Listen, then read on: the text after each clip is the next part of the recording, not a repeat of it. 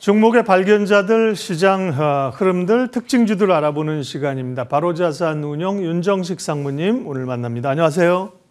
네, 안녕하세요. 저희가 종목 얘기지만 간혹 시황에 대해서 좀 점검을 하고 궁금한 거를 그때그때 여쭤보는데 오늘도 지수가 거의 지금 50포인트 가까이 밀려가는 흐름들이기 때문에요. 금요일도 이건 뭔가 화들짝 좀 놀라는데요. 시장에 대한 얘기 흐름들 간략하게 한 1분 정도만 생각 어떠신지 코멘트 해주시면 좋겠습니다. 미국 시장이 나쁜 건 아닌데 미국 시장이 나쁜 게 아닌 게 관세가 미국에는 나쁜 게 아니었기 때문에 그렇고 미국에서 FOMC는 금리도 천천히 낮췄는데 어제 한국은행 빨리 낮췄죠. 생각보다 한국 경제는 우려스럽다는 거거든요. 우선 지금은 떨어지는 칼날입니다. 오늘 금요일에다가 미국장 휴장했기 때문에 매수 금액이 많이 줄어 있어요. 그래서 같은 금액을 팔더라도 시장 좀 빨리 떨어지고요. 보통 떨어지는 칼날이다라고 표현을 많이 하죠. 잡으면 손 베입니다. 그래서 피나죠. 근데 세게 잡으면 손 베이면 상처가 났는데 손이 잘리면 다시 돋아나진 않잖아요. 그래서 사실 최근 시장 같은 경우, 특히 오늘 같은 경우는 떨어지는 칼날 멈출 때까지 조금 기다려야 될 것 같고요. 미국에서 관세액이 좀 들어가야 될 것 같습니다. 반도체든 자동차든, 그러니까 2차전지 포함한 자동차든 반도체든 어느 쪽 하나라도 좀 반등이 좀 나와야 되는데 그 순간까지는 좀 보수적으로 대응하시는 게 좋을 것 같습니다. 예, 어제 한국은행이 금리를 전격적으로 내리면서 이유가 이제 경기가 둔화되고 있고 트럼프 시대에 대응하기 위해서 먼저 내려야 된다. 오늘은 또 산업활동 동향 나왔는데요.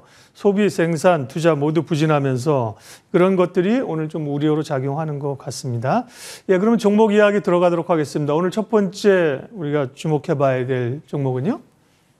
삼성증권 좀 말씀을 드리겠습니다. 어제 금리 인하와 사실 관련 지어서 금리 인하를 생각보다 좀 빨리 했죠. 그래서 시장 컨센서스가 내년 연말 금리가 2.75에서 2.5로 대부분의 하우스들이 좀 낮춰서 잡았는데요.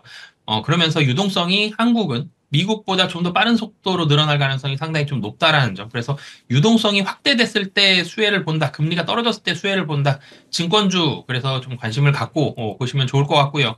두 번째로는 거래 대금입니다. 해외 주식 거래 대금이 2분기에서 3분기 넘으면서 30% 이상 상승했거든요. 해외 주식 거래 대금이 많은 증권사들이 키움증권과 미래에셋 그리고 삼성증권 세 증권사거든요. 이 세 증권사는 해외 브로커리지에 대한 수익 확실하게 좀 늘어나고 있는 상황이고 해외 주식은 줄어들기보다는 유지되거나 늘어날 가능성이 훨씬 더 높은 상황이다라는 점. 국내에 줄어든 거래 대금을 상쇄하고 남을 만큼 수익이 좀 나는 그런 상황이 펼쳐지고 있습니다. 그래서 해외 주식 좋고 그리고 이 증권사들도 자금을 조달을 하죠. 조달한 자금 가지고 투자를 하고 운용을 합니다. 근데 조달한 자금 자체가 이 금리가 떨어져 있습니다. 이 기준금리 떨어지고 채권금리 떨어지면 조달금리 떨어지게 되는데요. 증권사들, 이 대형 증권사들은 차이는 좀 있겠습니다만 약 한 300억에서 800억 정도까지 금리 한 0.5% 정도 하락하면 수혜를 보고 있기 때문에 최근에 두 번 연속으로 금리 인하를 했죠. 15년 만에. 그래서 이 두 번 연속 0.5% 줄어들었다라면 삼성증권도 조달금리에 있어서의 수혜, 몇백억 단위의 수혜는 또 볼 수 있다. 이런 부분들이 있기 때문에 그리고 자금 운용에 있어서는 또 수혜를 볼 수가 있죠. 채권에 대해서 강세가 펼쳐질 가능성이 높다라는 점. 그래서 대형 증권사들 좀 긍정적인 상황이 펼쳐지고 있고 그 중에서도 배당이라든지 삼성그룹 주식은 다 배당 좋아지고 있죠. 그래서 배당이라든지 그리고 조달금리 떨어지고 해외 주식 이런 쪽에 포커스 맞춰서 삼성증권 관심 있게 보시면 좋을 것 같습니다.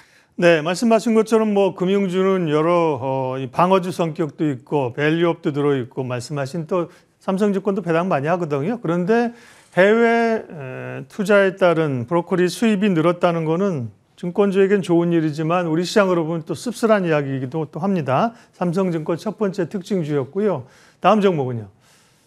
네, 다음 종목은 좀 떨어지는 종목 중에 잡아봤습니다. 기아 좀 말씀을 드리겠는데요. 지금 자동차와 반도체가 트럼프 관세에 가장 걱정을 많이 하고 있죠. 그래서 반도체는 미국 내에서도 투심이 좀 많이 떨어져 있는 그런 모습들이 있는데 관세를 많이 부과하겠다. 캐나다, 멕시코, 중국 얘기 나왔습니다. 그러면서 자동차도 이런 그런 우려감이 있고 또 기아 같은 경우는 거기에다가 전기차 보조금 우려감까지 나오고 있죠. 전기차 생산 보면 테슬라 압도적으로 제일 많이 생산하고요. 그다음에 GM 생산하고 그다음에 현대, 기아 이런 정도 순으로 전기차에 대한 생산이 되는데 전기차 우려감까지 같이 작용을 하고 있습니다. 그러면 주가가 다시 조정을 받았는데 계속적으로 좀 조정 나올 가능성을 개인적으로는 좀 낮다라고 보여지는 게 우선 첫 번째로는 지금 전기차 시장이 생각보다 느리게 개화가 좀 생산 속도가 좀 느리게 나아가고 있죠.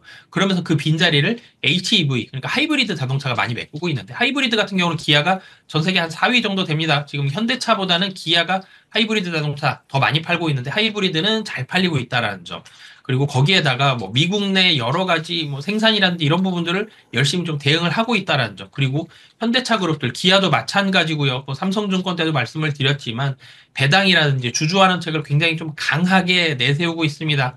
뭐 이런 부분들도 충분히 매력적으로 작용할 수 있기 때문에 이 주주환원책이 주가의 하방을 막아줄 수 있는 그런 작용들도 할 수 있거든요. 그래서 전기차와 관세에 대한 우려감은 분명히 존재하나 HEV로 잘 버틸 수 있고 그리고 하방은 배당이 좀 막아줄 수 있겠다라는 부분들이 있기 때문에 오늘 좀 하락을 하고는 있지만 추세적인 하락이 나오면서 계속적으로 떨어질 가능성보다는 어느 정도 지지를 해주고 다시 반등을 노려볼 가능성이 높다라고 보여집니다.